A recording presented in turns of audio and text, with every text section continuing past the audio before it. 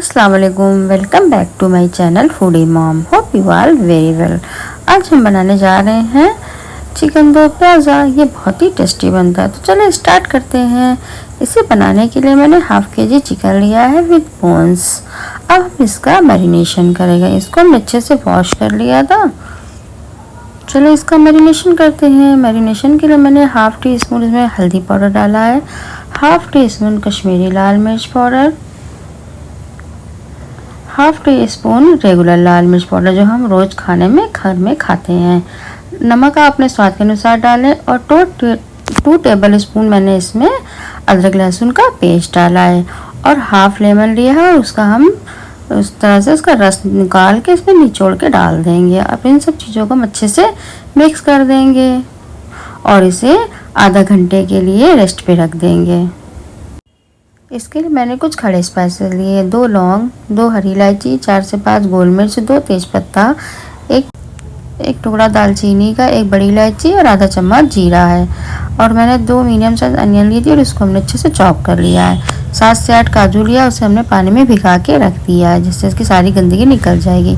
1 cup दही लिया, उसमें आधा चम्मच कुटी हुई सौंफ, आधा चम्मच हल्दी पाउडर, 1 चम्मच जीरा पाउडर, 1 चम्मच बड़ा कोरिएंडर पाउडर, नमक आप टेस्ट के अकॉर्डिंग ले और आधा चम्मच इसमें मैंने लाल मिर्च पाउडर ऐड की है।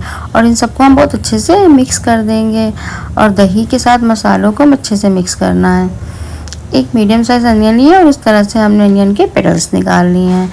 अब एक पैन में 2 चम्मच हम घी ऐड करेंगे। आप अगर चाहें तो इसमें ऑयल भी ऐड कर सकते हैं। घी जब गर्म हो जाएगा तो हम इसमें जो खड़े स्पाइसेस लिए थे उन स्पाइसेस को डाल देंगे और इसे भी हम अच्छे से सौटे कर लेंगे। जब स्पाइसेस सौटे हो जाएंगे तब हम इसमें चॉप की हुई अनियन को डाल देंगे और इसको भी हमें मीडियम फ्लेम पे गोल्डन ब्राउन करना है। बहुत ज़्यादा ब्राउन नहीं करना है, लाइट गोल्डन ब्राउन करना है। देखिए प्याज हमारी गोल्डन ब्राउन हो गई है। अब मैंने 3 मीडियम साइज टमाटर लिया था और उसकी हमने टमाटर प्यूरी बना ली है।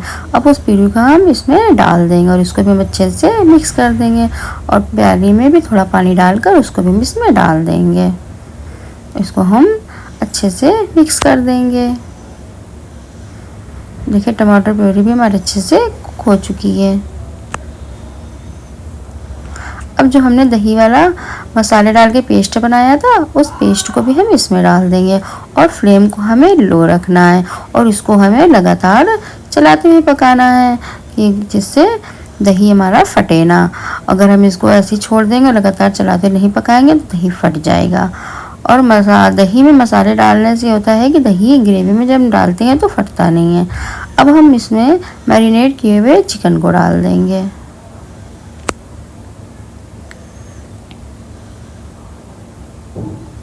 और इसको भी हम अच्छे से मिक्स कर देंगे और लिड लगाकर हम 15 मिनट के लिए इसे मीडियम फ्लेम पे रख देंगे जिससे जो चिकन का पानी इससे रिलीज़ हो वो अच्छे से कुक हो जाए। देखिए 15 मिनट हो गए हैं और देखिए चिकन ने जितना ही पानी छोड़ा है और उसको भी हम अच्छे से पानी को जला लेंगे और इसमें हम जो काजू भिगा के रखे थे उसका पेस्ट डाल देंगे। और काजू का पेस्ट हमने थोड़ा सा दूध डाल के ही इसे ग्राइंड किया था और इसको भी अच्छे से मिक्स कर देंगे। देखिए काजू से इस ग्रेवी कितनी स्मूथ हो गई है।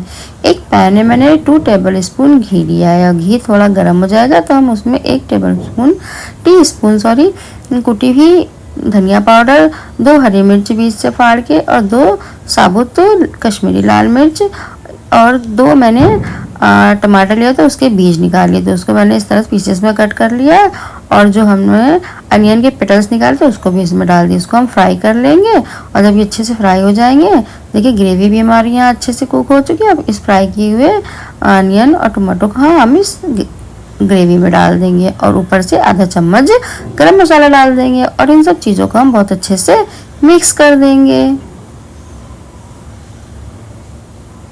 देखिए हमारा चिकन दो प्याज़ा कितने अच्छे से कुक हो चुका है और बहुत ही अच्छी खुशबू आ रही है। अब ऊपर से हम इसमें थोड़ी कोरिएंडर लीव्स डाल देंगे और उसको भी हम चिकन के साथ अच्छे से चलाते हुए मिक्स कर देंगे और 1 मिनट के लिए लिड लगाकर गैस बंद कर देंगे।